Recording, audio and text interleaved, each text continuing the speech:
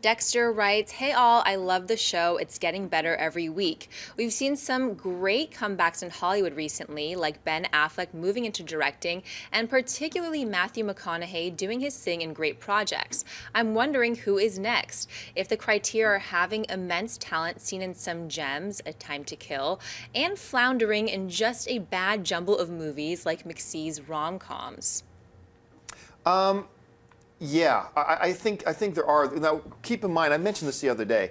So many people would mock and laugh at me for so many years when I'd say, look past the crappy movies McConaughey's in. This guy is a world-class actor. And people would laugh at me, you don't know what you're talking about. Oh, now everybody's riding his jock. Okay, so that's the thing. And I'm going to tell you right now, the two guys that really come to mind, I've already brought up one of them today. The two guys that come to mind that are in that exact situation to me, number one is Zac Efron. And a lot of people, oh, but how can you say that about the guy and this isn't? I'm sorry. You look at some of his smaller dramatic work, this dude's got chops. And he's got the looks, he's got the attitude. He is going to be in Hollywood for a long time, and at some point, everybody's going to be riding his jock too. And they're going to be like, oh my gosh, Zac Efron is amazing. And at some point, it's going to happen. The other one for me is Ryan Reynolds.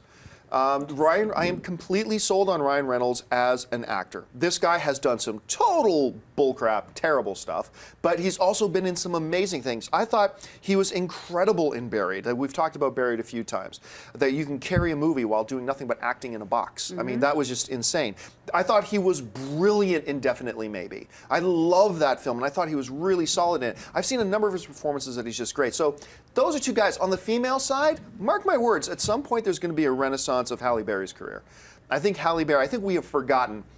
Has there ever been a career that you can think of that got killed more quickly and more abruptly from one film than Halle Berry's momentum did with Catwoman? Elizabeth Berkley, Showgirls, unfortunately. But did she have a real strong thing going before she didn't. that? I mean, she wasn't A-list. Cuba Gooding Jr. and Snow Dogs. That's a good one too, yeah. You do that movie after you win an Oscar, it's over for you. Yeah. Yeah, that's so sad. But can you think of anybody else that you think that people are really underselling right now that you think in a few years are going to be like top of the mountain? Well, I had two names. One, you already mentioned, Ryan Reynolds, so I'm not going to get into it because you covered it well. The other one is Vince Vaughn. People don't know that Vince Vaughn actually is a really good actor. If you've seen this movie back in the day that he did with Joaquin Phoenix called Return to Paradise, you see him act, and very well.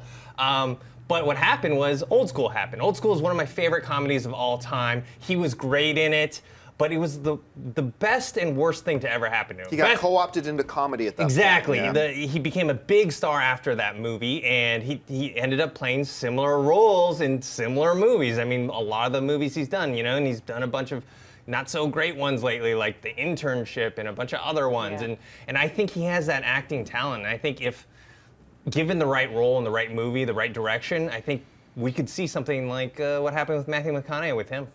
Do you think anybody off the top of your head that comes to mind? Well, I have two. They're older dudes, though. I mean, we talked about him today, and we're maybe going to see this happen with him. Mel Gibson, this is sort of more that he's been mired in a lot of personal issues. Yeah. Of his own making. Of his own making. But I love the guy. I mean, I grew up watching Mad Max films, and I just think, the Lethal Weapon franchise was just his thing. And in the 80s, he was it. And he could carry action, he could carry drama, he was Braveheart. And I just would really like to see him kind of back in the spotlight a little bit, maybe making some good choices and doing things that make people remember why he was such a giant star back in the day, because he has it. He still has the looks. I mean, he's an older guy, and he still has the chops. It would just be nice to kind of see him maybe make some really interesting choices and do some stuff that makes our heads turn. The other one, you're going to laugh at me, is Jim Carrey, because no, I don't. I'm not laughing at you. I would love to see Jim Carrey become the Truman Show, Andy Kaufman actor that he was for a minute there. He was actually the guy that stepped out of comedy and did drama and did it really well. And I know he has it in him. I would love to see him do that. Maybe because I'm Canadian and I have a little soft spot for We'll Canadians. see what happens once Dumb and Dumber 2 comes out, because that could do one of two things. It could completely kill it, or it could really relaunch him again. It would be cool. With the Mel Gibson thing, I'm a sucker for comeback stories. Look, this dude put himself in a PR nightmare, and no one can make any excuses for him. Everything, all the crap he's gone through is his own fault. Absolutely. But let's not forget, he is a terrific talent. And I think this type of a movie in Expendables 3, and he was just in the Machete movie too, right? These are the right kinds of movies for him to try to reintroduce himself. A little bit silly, maybe take a few shots at himself, that kind of thing. Let's not forget, he's one of the best directors in the world too. He's just incredible. It's amazing. Well, he did Get the Gringo also, which was kind of an interesting choice. It wasn't a bad movie, it was just odd. I mean, it just struck me as odd. Yeah, but I thought he was really good in it. I thought he was really good in The Beaver. I thought he was really good in a lot of these small things. And he has directing talent as well, so he can come back and direct a movie that he's in as, you know. Yeah.